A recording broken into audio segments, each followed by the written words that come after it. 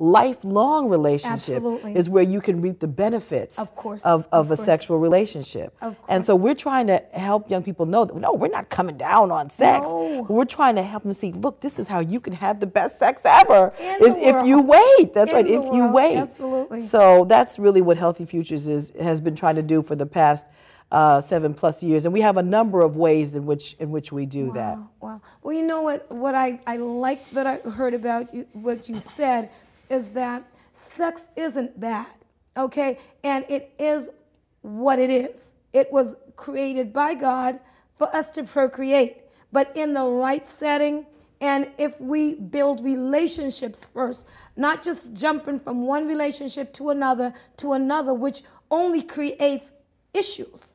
And when I say issues, sometimes, you're with a person and then later on, you're not with that person, you're with somebody else, he's with somebody else, she's with somebody else. It's just, the circle. How many frogs do you have to kiss before you get to that prince? It's really ridiculous. And so in the meantime, you have all these broken hearts, broken people going around. And then from one relationship that went wrong or sour, now you have people saying, well, you know what, I can't stand this person, and I'm not going to let this person get close to me. And so now you have this bad image the next time you meet someone. So it's really a terrible situation, and it just goes on and on.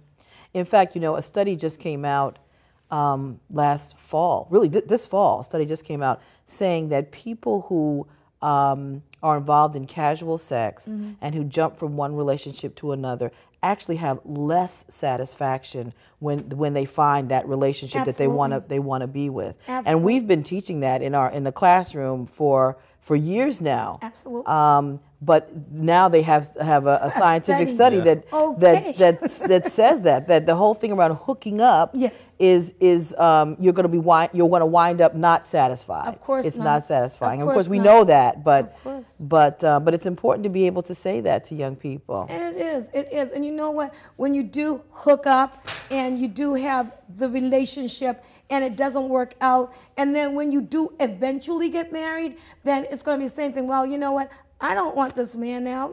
I'm gonna leave him. Or I don't want this woman now. I'm gonna leave her. You know why? Because you're not been able to be faithful.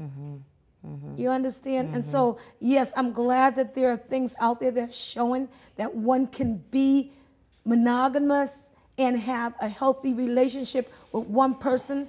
You know what? It's a beautiful thing just to be able to get up in the morning and say, this is my husband, this is my wife, and you know what? We want to do things together. We have goals. We have dreams. We want to buy a house. We want to start a business. We want to do things together. We want to be, we want to go someplace. And we want to have children, and we want our children to understand the importance of that. And we want to send our children to certain schools, and we want to do things for our children. That's what's happening right now, is that the family is under attack. That is what's happening because of all this blatantly sex. Like you said, the media is out there, talking sex. You go in there, and we've seen the studies at what it does. And when children are at home by themselves, what they tend to look at, as opposed to when they're with their parents, they look at something else that their parents would agree with. You understand? But see, that is something else. We have to deal with the issues. Sheldon, what's up? Talk to me. Back to the whole thing about sex being great. There's an analogy that we use, and it's an image of a fireplace. And fireplaces are great. They bring warmth and comfort. Fireplaces are great, just like sex is great. But let's say you were to take the fire out of the fireplace and put the fire like in the middle of a living room or something. It's not in the right place. In fact, it can be dangerous to put a fire in the middle. It is dangerous to put a fire in the middle of a living room. And it's the same way with sex. Sex, it's something great. It's meant to be great, and it's meant to be safe when it's in the right place. Yes. And the right place is in marriage. In marriage, a faithful, lifelong relationship. Okay, all right. That is so true. And you know what? When we sit back and we look at the things that Ms. Paulea talked about earlier with the STDs and the different things that you could possibly find yourself having, you know, problems with gonorrhea, you know, AIDS, syphilis, you know, all these things, they're not some happy thing. You know what I'm saying? That's, you know, now you have to go and you may not know that you have it, and you might give it to somebody else because, again, these relationships just go from one to another, and so therefore you know, someone might come and give you something that you really don't want to have. You know, when I was taking a course in criminal justice, and I took this course and we looked at this movie, this guy, he had AIDS, and he was going around giving other people AIDS, and he knew he had it. And the thing about that was, I said, wait a minute, you know, that's like, you know, assault and battery with a deadly weapon. Come on. You know what I'm saying? Because this person knew he had it, but refused to let anybody else know that they had it, and those people ended up getting AIDS. And there was something that someone told me once about this person. They went to the Spring Fling, I guess down in Orlando or whatever, Palm Beach, whatever, where they usually go, in the spring break.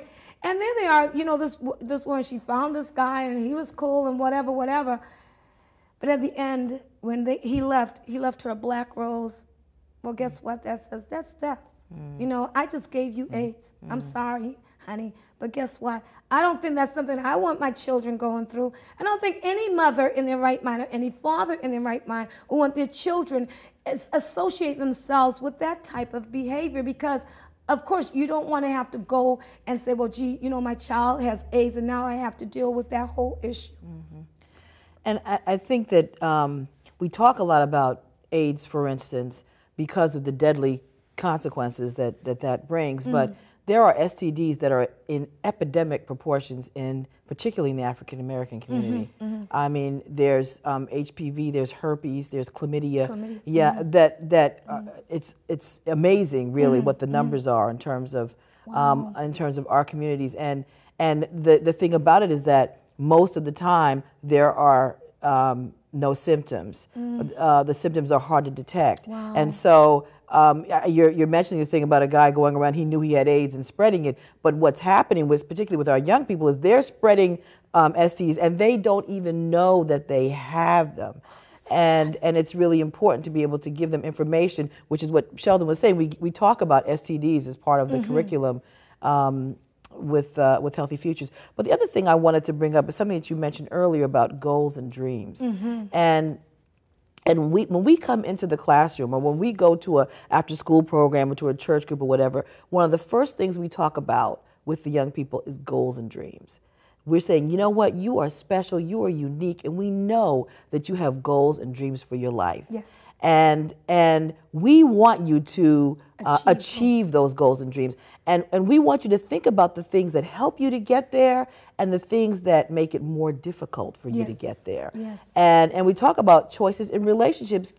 Some choices, some unhealthy choices, can make it harder for you to get to where you want to go. Absolutely. And I think that's something that really captures their attention right away, because it says, we really care about you. We want you to really we want you to achieve your goals. And what can you do to make that happen? Absolutely. Absolutely. Sheldon? And yeah, to add on to that, I know from my personal life, you know, even through middle school and in high school and even now in college, I've always had a set of goals for myself. Yes. And realizing those goals really helped me to stay committed. And you know, I think that's the case. When you're able to set goals for yourself and realize or have a visual picture of where you want to see yourself a few years from now, then you know, it makes it a lot easier to stay committed to something or to say no. Absolutely. Absolutely. Well, I hear what you're saying, and I agree with you both wholeheartedly, because it is very, very important that we set those goals. When we have goals, we don't have time to fool around. We really don't. Because you know what? I got my homework to do. I got this to do. I have this to do. And guess what? I don't have time for you today, buddy. You know what I'm saying? I have someplace to go. I have a place, I have a destination that I have to reach. Whether I want to be a doctor, whether I want to be a lawyer, whether I want to be a musician, whatever it is that I have on my mind that I want to do and I want to be, I know that I'm not going to get it unless I put in the work, you know, and it's about work. You know, and the funny thing about it is that people think they can get someplace and not have to do anything. Because most of the time in the schools, you see kids, you tell them to do their homework, they're not doing their homework. But yes, if Joe came to them and said, hey, let's go so-and-so, they're gone just like that. You know what I'm saying? But for your homework, can you do the homework? Oh, well, I don't have time to do that. You know, it's not in the cards for them. Okay? But this is what we have to stop. We have to stop this nonsense right now. If we want our kids to achieve and do really, really well in school and to do what they're going to do in life and have a track that's saying, you know what, this is where I want to go, like you're doing for your kids. You understand? This is what we need to tell them. Come on, you can do it. Set a goal and go after it. And don't worry, don't matter. It doesn't matter who it is that says, oh, you know, you're cute. Oh, you're so pretty. I want to go with you. Come on. You know, that's just a con, you know. And remember, there's always a plan to take you off your track. There's always a plan to pull you off your track so you won't get to your destination. And so we have to remember that, you know. As a young people, we have to recognize and we have to be wise. You know, that's something that's lacking. And in Solomon, you know, in Solomon says, in Proverbs, Solomon says, you know, wisdom is the principal thing in everything. Get wisdom. And because Solomon was the wisest man in this entire earth, okay, he asked God for wisdom. God said, what do you want, Solomon? And Solomon said, Lord, I just want to be able to have wisdom so I can judge properly the people that you've given me. And God said, because you didn't ask me for wealth or anything else, guess what? You got that too. You got the wisdom and you got wealth and you got everything else. Why? Because you're asking for wisdom. Because with wisdom, you can do anything. You can buy the best home. You can have the best career. You can do whatever you want to with wisdom. And people will flock to you. Yeah. And one thing about wisdom is that wisdom is knowing what to do at the right time. That's really what wisdom is, because you can have a whole lot of information but not know what to do with it. Of course. So wisdom is knowing what to do at the right time. And one of the things that is part of our Healthy Futures curriculum, and Sheldon mentioned this earlier, is helping young people understand how to respond to peer pressure.